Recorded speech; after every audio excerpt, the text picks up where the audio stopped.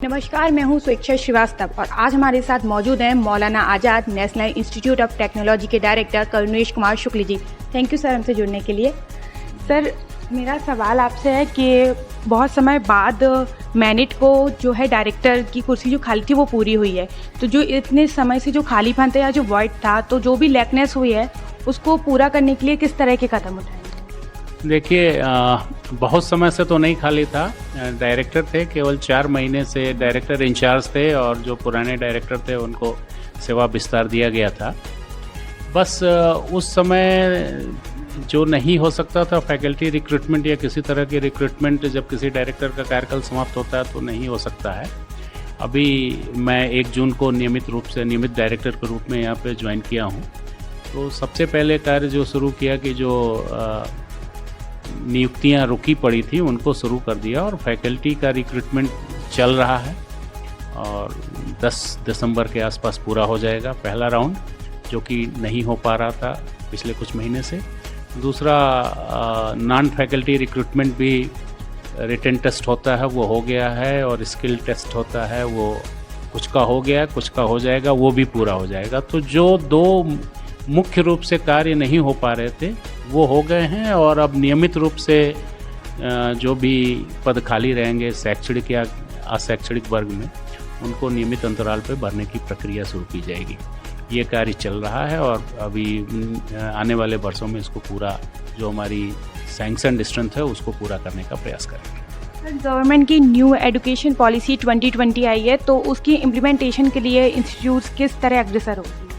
देखिए, जो national education policy 2020 है उसको हम लोग अभी उसको पूरा करने के लिए उसको इम्प्लीमेंटेशन के दिशा में कार्य कर रहे हैं। जैसे कि आपको बता दें, हालांकि ये पहले से भी था और अभी और कर दिया, फ्लेक्सिबल एकेडमिक प्रोग्राम जो एक था वो पूरा हम लोग लागू कर चुके हैं। तो जो छात्र उनको एक माइनर डिग्री के रूप में एक मौका दे रहे हैं, जैसे एक ब्रांच में अगर पढ़ रहा है तो दूसरे ब्रांच में एक माइनर डिग्री के लिए उसको ऑप्शंस ये उपलब्ध हो गया है, कर रहे हैं। दूसरा, उसको अपने विषयों को चूज करने में ज़्यादा फ्लेक्सिबिलिटी दी जा रही है। Academic bank of credits already हम लोग इम्प्लीमेंट कर चुके हैं। दूसरा, मल्टीपल एंट्री एग्जिट का था, तो मल्टीपल एंट्री एग्जिट में सिर्फ अभी तक ये कर पाए हैं कि अगर कोई बच्चा किसी भी कारण से पूरा नहीं कर पा रहा, छोड़ के फिर से दोबारा आना चाहे तो उसका क्रेडिट बैंक है वो आगे शुरू कर सकता है। तो समय की बाध्यता लगभग समाप्त हो जाएगी। और ये भी कोशिश अभी कर रहे हैं, इसको इम्प्लीमेंट कर रहे हैं कि अगर कोई किसी भी कारण से, जैसे एमटेक प्रोग्राम है 1 साल में छोड़ता है तो उसको पीजी डिप्लोमा दे के छोड़ दें, जिससे उसका 1 साल बर्बाद ना हो।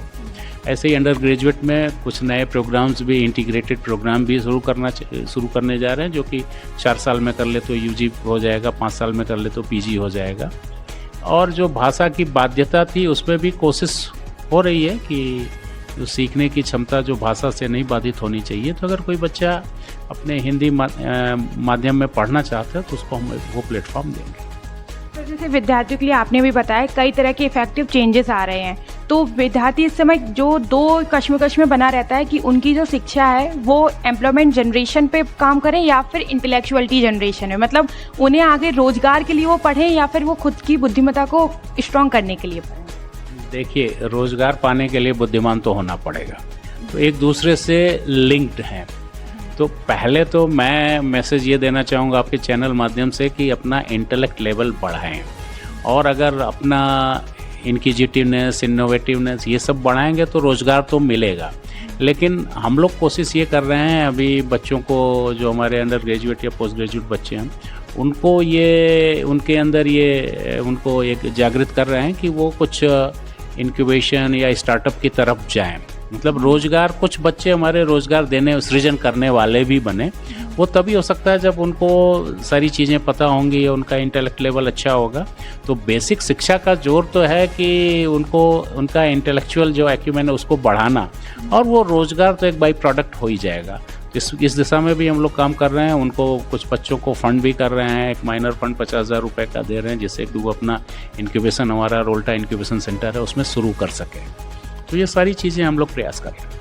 सर, इंडिया 5 ट्रिलियन इकोनॉमी की तरफ आगे बढ़ रहा है और फिर भी लेकिन भारत में ब्रेन ड्रेन की समस्या बनी हुई है, तो इसको ख़त्म करने के लिए आपको क्या लगता है गवर्नमेंट और मतलब कैसे काम करना चाहिए? देखिए, निश्चित रूप से हम 5 ट्रिलियन इकॉनमी की तरफ बढ़ रहे हैं, अभी 4 ट्रिलियन तो हो गया है और आगे भी, उससे आगे भी जाएंगे। ब्रेन ड्रेन ऐसी कोई समस्या नहीं है, और था कभी कि ब्रेन ड्रेन की बात करते हैं, अब तो ऐसा भी हो रहा है दूसरे देश से भी यहाँ लोग पढ़ने जा रहे हैं, और निश्चित रूप से हमारे जो संस्थान हैं उनकी गुणवत्ता में सुधार हुआ और आगे और सुधार करेंगे। रह गई बात, अगर किसी बच्चे को कुछ सीखने के लिए कहीं पे भी जा सकता है, स्वतंत्र है, तो इसको हम लोग इस दृष्टि से देखते हैं, अगर कोई कहीं जाके बाहर जाता है और करके वहाँ से अपनी सेवाएं फिर आके वापस देना चाहता है या कहीं पे भी कंट्रीब्यूट कर रहा है, तो उसमें उसको बहुत हम दूसरी दृष्टि से नहीं देखते। और हमारी तो जो परंपरा रही, हम वसुधैव कुटुंबकम की बात करते हैं, और हम तो ये कामना ही करते हैं ना कि सर्वे भवन्तु सुखिनः सर्वे सन्तु निरामया, तो हमारी संस्कृति है। तो ऐसा अब ये एक है, शब्द यूज करते हैं लोग ब्रेन ड्रेन, लेकिन वास्तव में ऐसा कुछ बहुत ज़्यादा नहीं है। जाते हैं बच्चे, बाहर जाते हैं, लेकिन बाहर से भी आते हैं, और हो सकता है कुछ सालों बाद यहाँ बाहर से ज़्यादा लोग हैं, और सारे संस्थान और सरकार के सहयोग से इस दिशा में निश्चित रूप से प्रयास कर रहे हैं। बहुत बहुत धन्यवाद सर हमें समय देने के लिए।